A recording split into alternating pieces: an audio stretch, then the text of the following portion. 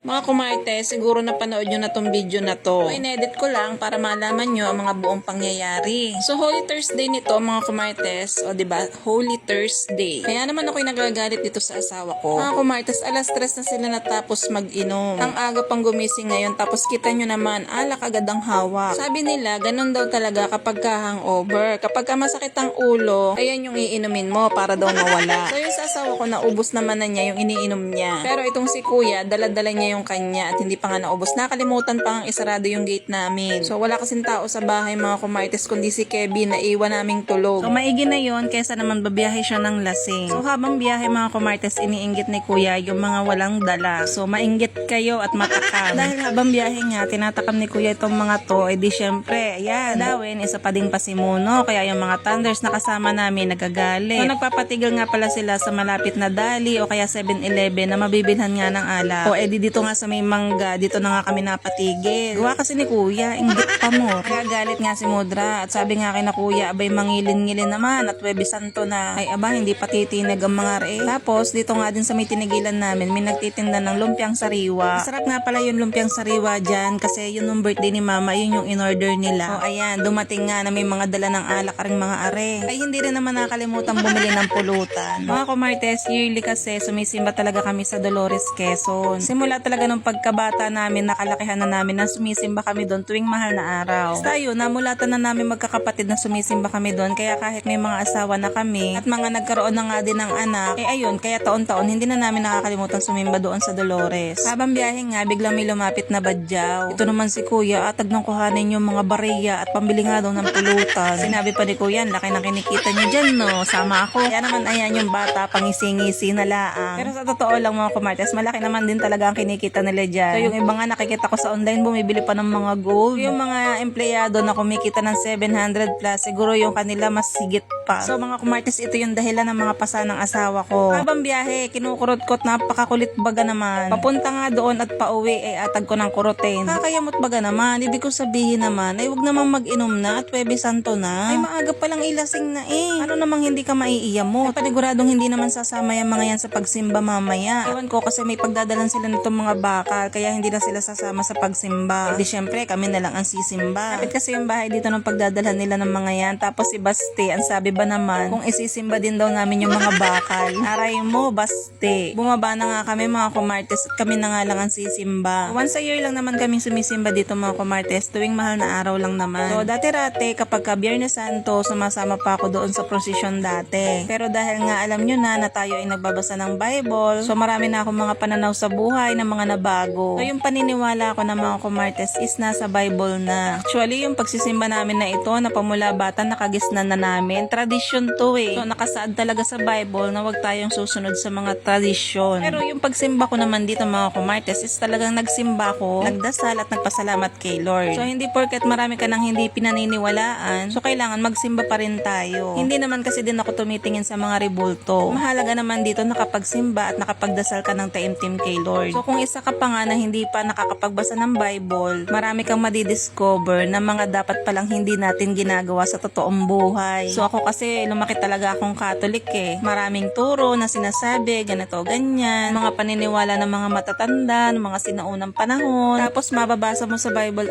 bawal pala yun. Lord, hindi ko alam. Sorry. So yun, nakita na naman ni Baste aring lapida. Akala may nakalibing din eh. Sabi dun sa mami niya, mami ano yun, may nakalibing?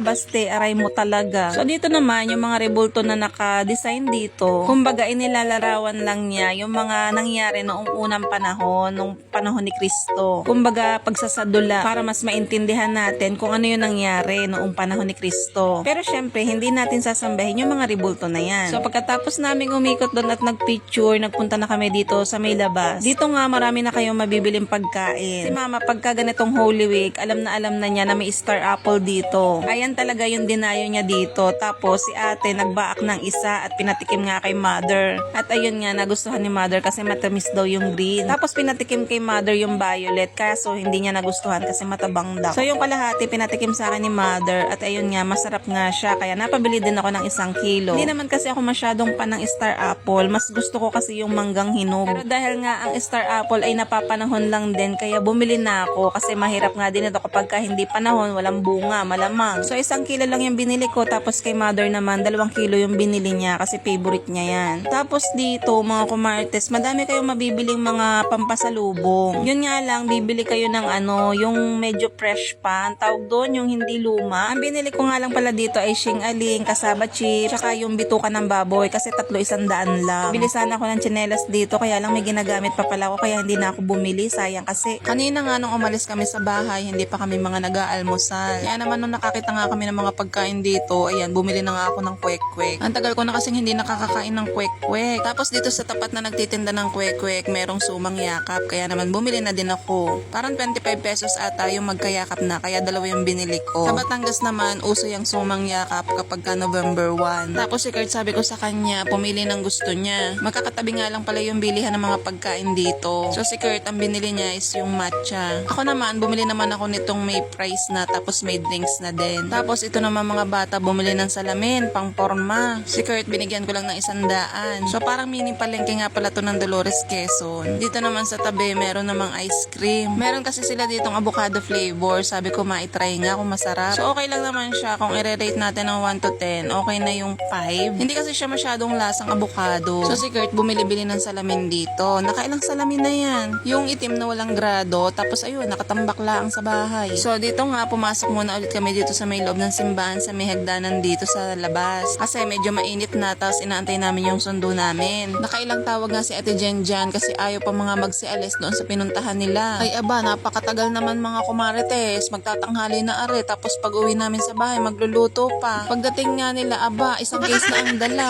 Kung kanina nga, bit-bit lang ng kamay, ngayon 1 case na, tapos may mga pulutan pa. Paano hindi ka naman maiiya mo? Talaga naman. Minsan talagang mayayamot ka kapag ka mga kapatid mo maglalasing. Kasi yung asawa ko kahit tayo uminom napipilitan. Minsan naman pag gustong gusto, siya naman ang hindi mapigilan. So pagka gano'n na tayo na ng asawa ko, ako na yung kalaban ng mga kapatid ko. Dahil masarap yung pulutan nila, yan, nakitsaw nga ako. O, diba? Meron pa ata silang palitsyong manok. Kasi alam nyo talagang ang mga kapatid ko makukulit. Kanya naman, napapanood nyo sa mga video ko, kinakaon pa sa kwarto kahit tulog na. Sa akin naman, okay lang mag-inom mga kumartes, basta nasa bahay. Wag lang dadayo kung saan-saan at nang hindi ko nalalaman kung nasa saan na. Are pa naman, pagka sobrang lasing na lasing, hindi na alam ang ginagawa. Tanyo, agang-aga, lasing na agad dyan. Tapos sasabihin pa niyan sa akin, hindi daw siya lasing. Pero wag kayong salita niya, nagbubuhol-buhol na. Tapos, pag sobrang lasing talaga yan, naihiyan sa aming kama. One time nga, umihi nga ulit yan sa aming kama, pero hindi ko na pinost yun. Ay, alangan, nakakahiya laang. Hindi naman para mag-gain ako ng views dito sa Facebook. Kaya sabi ko sa kanya nun, aba, ibilad niya sa labas, alangang ako pa. So, hindi lang may 10 beses na nag-ihi yan sa aming kama. Buti na lang, hindi masyadong mapanghi yung ihi niyan, kaysa naman suka. Mas ayoko talaga yung suka. Mas okay na ako sa ihi, wag lang talaga sa suka. So far, sa pagsasama namin ng asawa ko, hindi pa naman sumusuka sa kama. So sa kahabaan nga ng biyahe, ayan, mga naihi na. Kaya nagpatigil nga dito sa may walang masyadong tao. So dapat, yung araw na yan, pupunta din nga pala sila doon sa bae. Kasi yung mga kapatid ni Inay, may swimming din ngayon. So sabi ko nga kay Inay, baka nga hindi ako makasama kasi syempre sa bahay may kainan din. Pero yung asawa ko, dapat pupunta doon kasama si Kurt. So dahil nga ayan, inuna ang pag-iinom, ay tingin nyo, makakapunta pa ng lagay na iyan, ay tanghali na. Natapos na nga umihi yung 2 kong kapatid. So akala ng bayaw ko na si Kuya Bo, nakasakay na si JM. Kaya naman medyo malayo-layo na napaandar na nga yung jeep. Ay muntik pa nga maiwanan. Ay pag sa bagal umihi, inuuna pa ang chika. Ay nagtatabi-tabi puno lang naman, ay ang tagal. Paano ba naman kanina pa nga nagiinom, paano hindi maiihi niyan? So dahil tanghali na nga,